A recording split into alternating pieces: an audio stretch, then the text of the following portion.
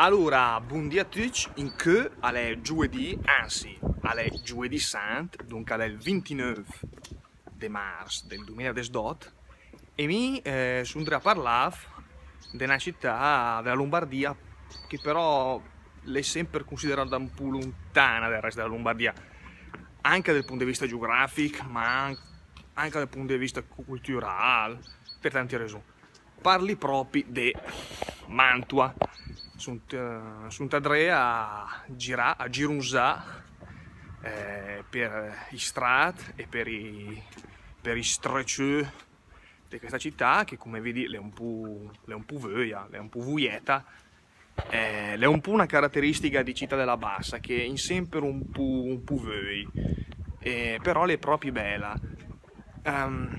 Purtroppo che è un po' dei cantieri, dunque anche i palazzi più bei, si vede minga in del suo splendore più se bello perché ha tanti cantieri, tanti impalcature, adesso sono andrei a passare un po' a renta quel che era il ghetto, quel di Giudea, la via che Gudenassa Mille era un po' la via del ghetto. Insomma, sono proprio contento di stare qui in scia Mantua perché sei stato una volta quando sei piscinin e ovviamente se ricordavi una gota.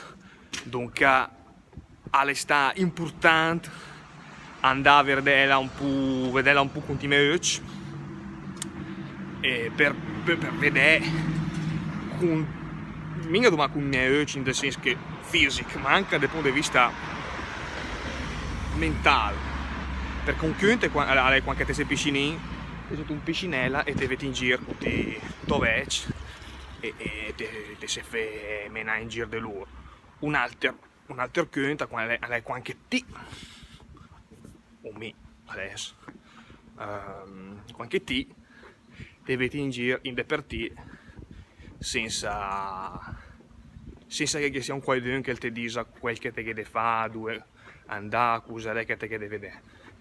E dunque è una roba che mi consigli a tutti. Per la volta dopo se vai insieme a un qualcun altro è normale, però ogni tanto un girettino de perso conto è una roba bella.